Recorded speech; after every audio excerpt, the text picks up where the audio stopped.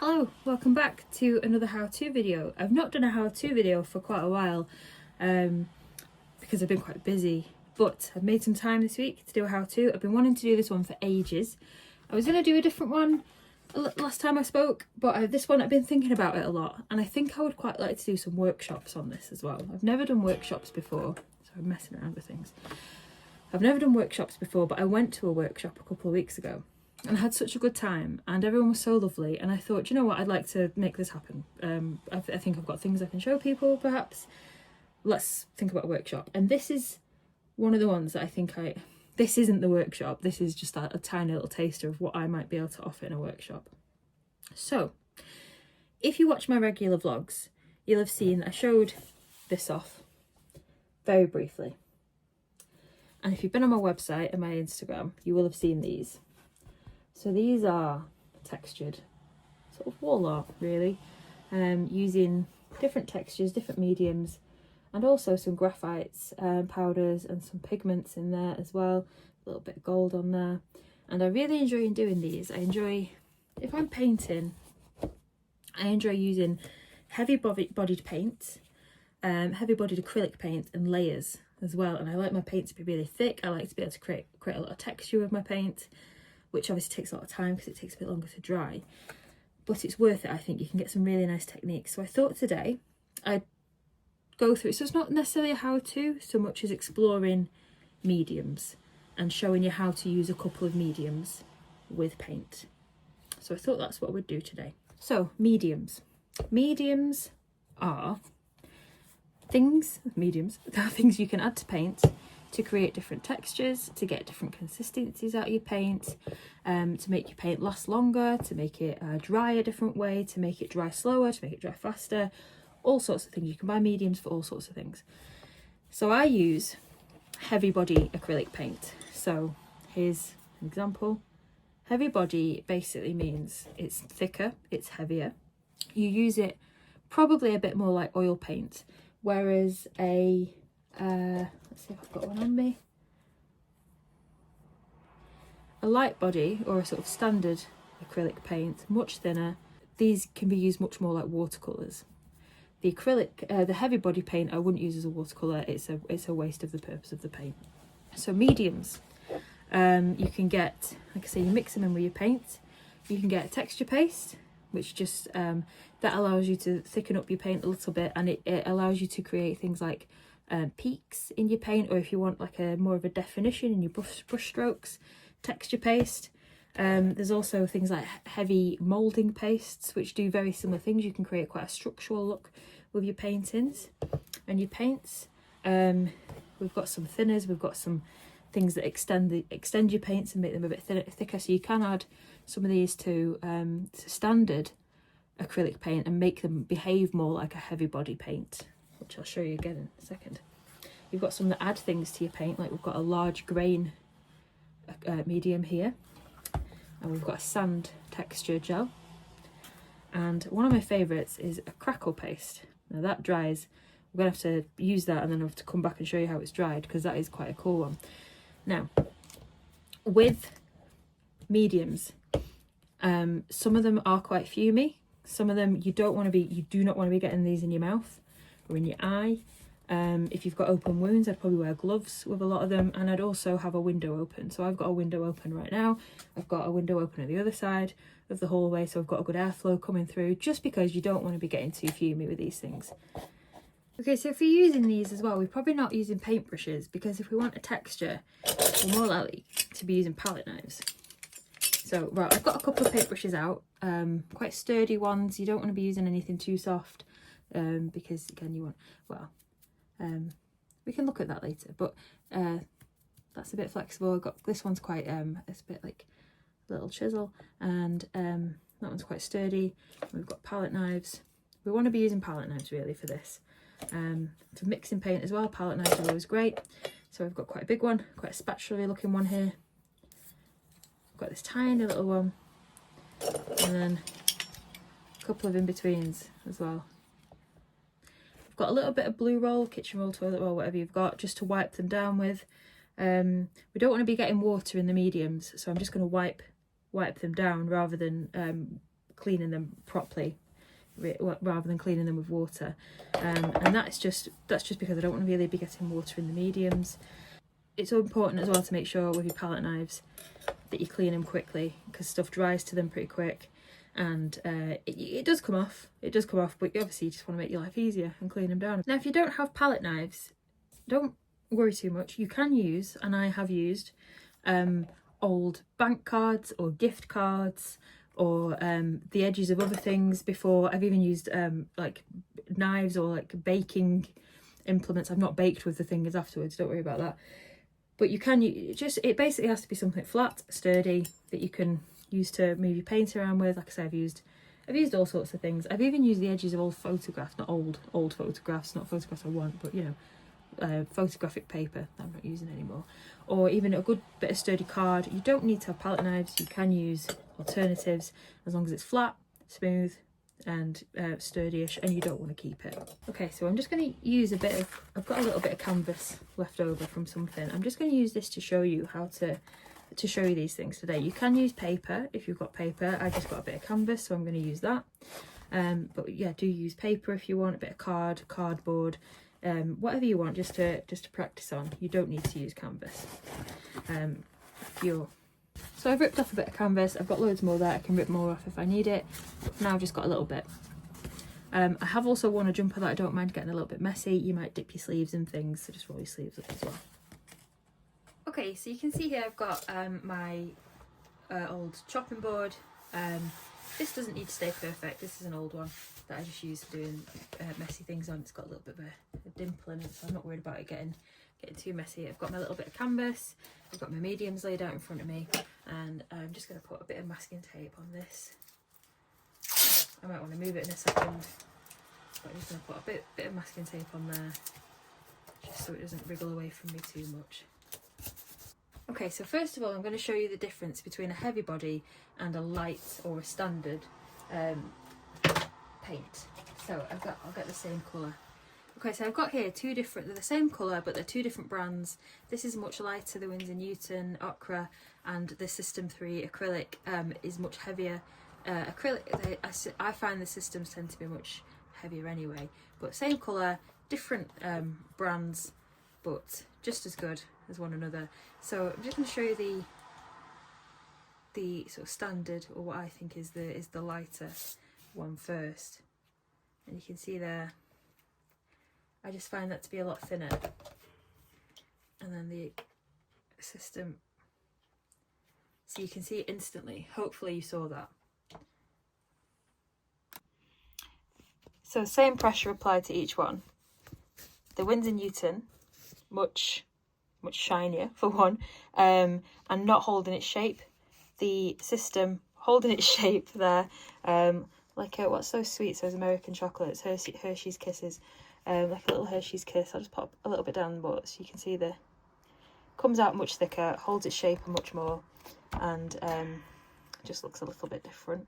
The Winsor, just pop that down there, and you can see it doesn't hold its shape as much. It plops down. So you'll notice the most difference when it comes to the spread, when it comes to actually painting with them. So this one, and I hope this comes across on camera, is it goes down really nicely, really smooth, but generally you need to go over the same area quite a few times before you get the same coverage, whereas this one, much thicker, much more defined instantly, and you only generally need to go over it once, and you've got the really thick brush strokes there as well. And you can mix them, doesn't matter, they won't set alight. And yeah, so just sort of show you that to show the difference between the two. So something to be aware of, if you're using mediums, I would use the heavy body. They do recommend generally as well that you match the medium to the brand. I've never had an issue mix and matching mediums to paint, if I'm honest. I think that might just be something they say to get you to buy the same one. If someone's had a different experience, then please do tell me. Okay, so I probably could have used a nicer colour for this, but I really like ochre, but maybe it doesn't look the best. So we've got there the paint, and I'll leave that there for now. The paintbrush won't dry out too quickly, so don't worry about that. drying out crazy fast. But for now, I'll get the crackle paste out because this will take a little while to dry, so we might want to set it aside. So the crackle paste, you can see there, it looks like wallpaper paste. So if we want to use this, I'm not going to use tons here. Get my palette knife out, make sure it's not got anything that's going to ruin the glaze on it. Scoop some out, and you do need to apply this one quite thick to get it to work. So just scoop some out, and it's like icing or like grout or plaster. And I'll pop some of that down here. And to give it some colour, I'll scoop up some of this ochre that we popped down before. I'm not going to use the thinner one, I'm going to use this thicker one, and just mix it in there. Masking tape's not doing its job very well there, is it? And obviously using the paint with the medium will make the colour go, it'll make the colour fade slightly, but not a lot. It does generally hold its colour quite well. We can probably stick a bit of that in there as well, just to give it a bit of extra colour. Okay, so you can see that's quite nice. It's like, see that? Quite nice. Now for the crackle glaze, I'm just showing you this for now. I'm just going to smooth it out nicely. If you're not used to using a palette knife, basically it's hard to get it wrong. But for this, I'm just sort of tipping it to the side slightly, using it slightly at an angle, and just pushing the paint and the medium along nice and smooth.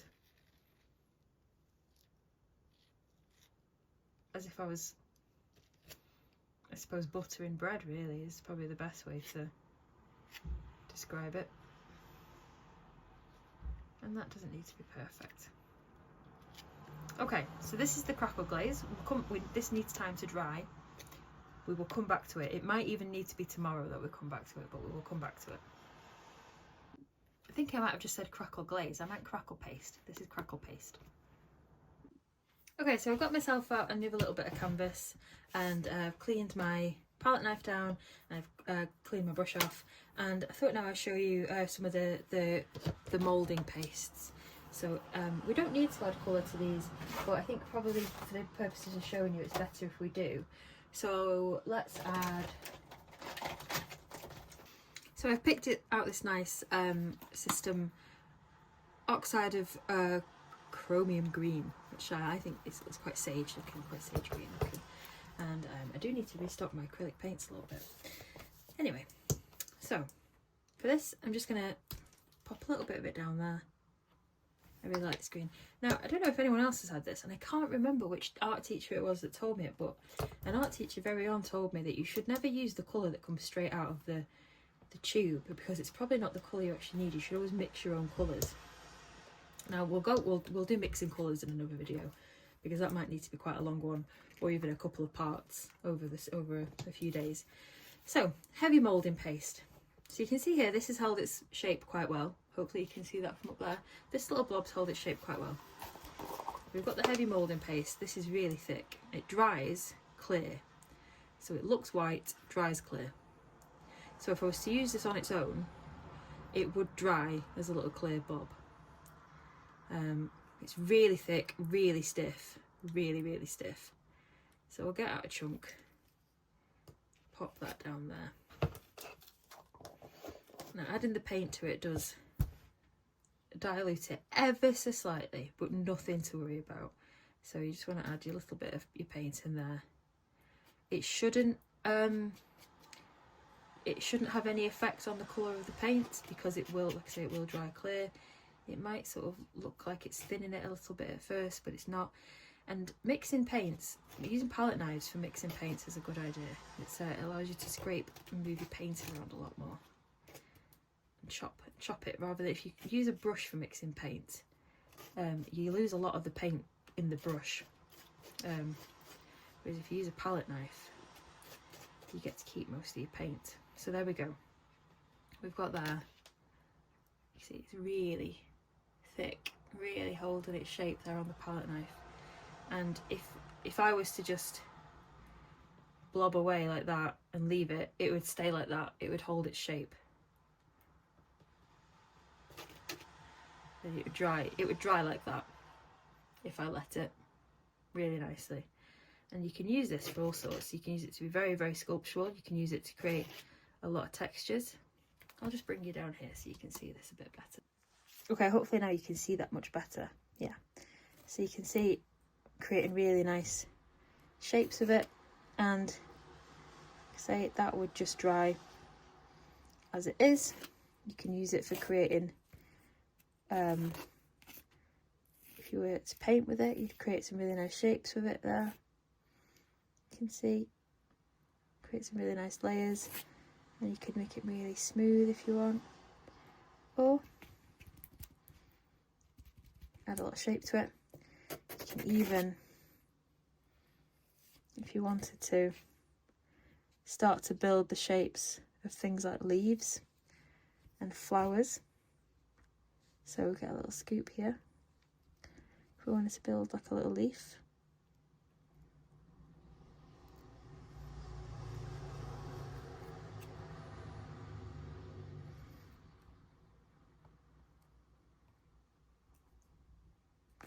Bring in a different palette knife even. This much smaller one. And you could start to create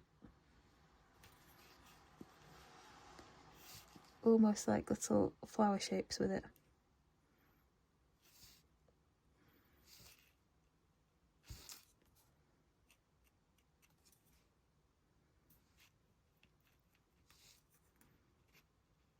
Now I'm just sort of trying to show you how much play there is in this for now. But if you wanted to, you could build on this, let it dry a bit, come back, build a bit more, and almost have little towers of paint. You could, like I say, you could leave it like that. And if you let it dry a little bit and came back to it, you could start to manipulate shapes within the shapes. So if it let it dry, you can even do it now a little bit, but if you let it dry a little bit, it would be really malleable, and you could start to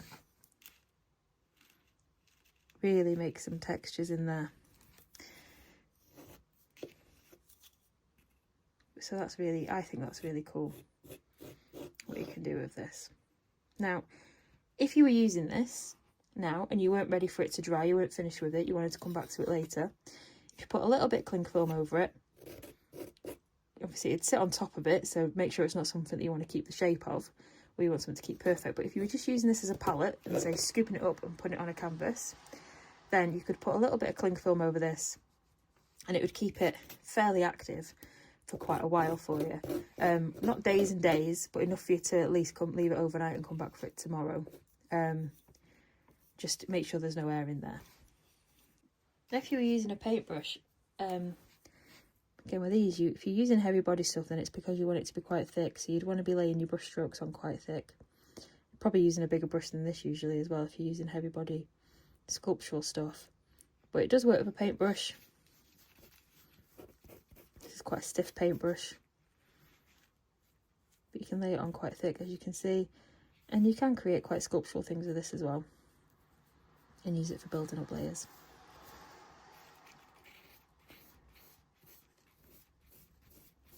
But again, with that being quite a stiff paintbrush, you can almost use it like a palette knife. Okay, so that was the extra heavy moulding paste, which you can see here. Keep that there for now. Let's look at the sand texture. This is good fun. So this is the sand gel. So let's get a little bit of the sand gel out. This is definitely my favourite palette knife. It's my go-to. So let's scoop a little bit of that out. We don't need loads. Hopefully you can hear that. Sandy. If you don't like that noise, apologise, but that's what the noise is going to be for a bit. So that creates a nice sandy look. And I'll get a little tiny bit more. Oh, there's a bit of green there. A little bit of the green. Mix it in there. Again, this dries clear. And I mean, I just use this to create a bit of texture. You use it however you want. We can mix a bit of the heavy body stuff in there. And you can even use the two mediums together and have it so it's the heavy body moulding plus the sandy texture, which is lovely. And now there is also this large grain gel. I need to make sure not to stick that dirty palette knife in there. So this is a bit looser, and the chunks in there are much bigger. This one would be noisy.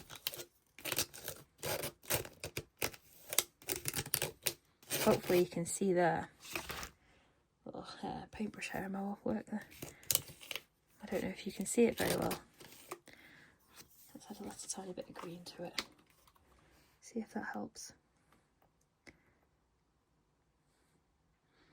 Don't add too much.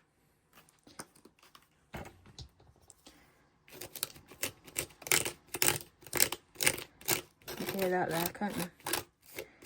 So that is some really chunky, large grainy bits. Again, you use that for whatever you want. Create a nice bit of texture in your paintings. And again, you can add the heavy body stuff to it. It does mean that the chunks become a bit more diluted in it, but they still stick out. Hopefully you can see there. They're sticking out still.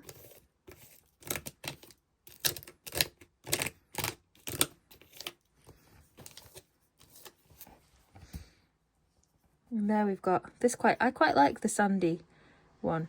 I quite like how that looks. It looks really nice and gritty. Especially with the heavy body stuff mixed in. It looks really nice and gritty. You can get some really nice textures with it. I'm not sure, other than for the sort of textured canvases, I haven't really found a use for the large grain one yet, other than it looking quite cool. The grains do stay in there, and the gel the paint will obviously not dry clear, but the gel will dry clear. So if you had just the gel on its own, that would be clear, and the grains dry clear, but the paint dries whatever colour the paint is.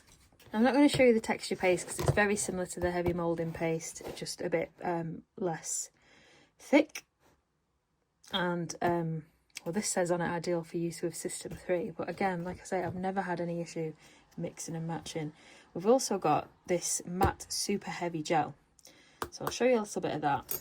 So the matte super heavy gel basically makes your acrylic paint, whatever acrylic paint it is, heavy. So we've got a little bit of the burnt umber here. We'll stick that on. That is just the standard. That's not a heavy acrylic. And then I'll use a paintbrush to show you this. So you can see here, it spreads quite thin. It spreads much more easily. If you were to add water to that, it would behave much more like a watercolour. Almost reminds me of poster paint, like the poster paint you get in school. If you add a dollop of this to it, go on, off you get. And I'm going to use the paintbrush here just so you can see it. It makes it much thicker. And it makes it behave a much more. It does dilute the colour slightly, so you do need more paint in it if you want the same colour. And it makes it behave much more like a heavy body acrylic. But it does also dilute the colour. So be aware of that and make sure you've got enough colour in there to make it the colour you want. Or mix it into the colour you want. But you can see there, it's made it behave much more like the heavy body acrylic.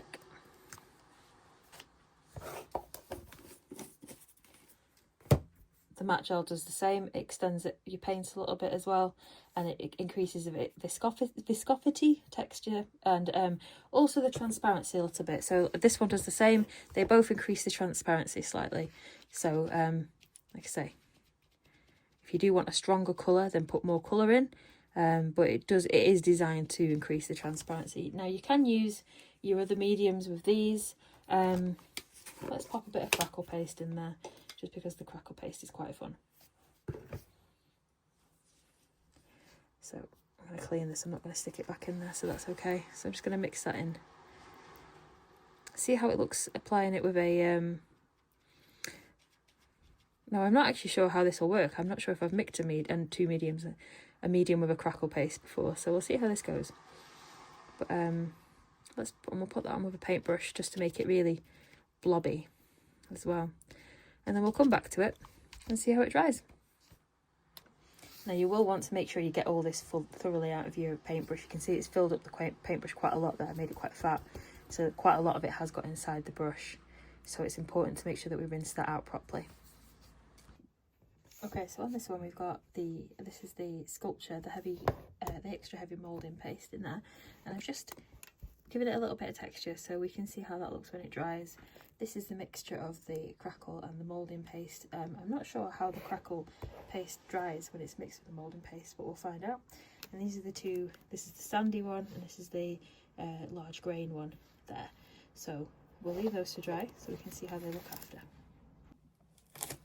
So usually if you were using mediums and palette knives, you're probably making a bigger painting, much more like the scale of this one behind me, which I have used palette knives for.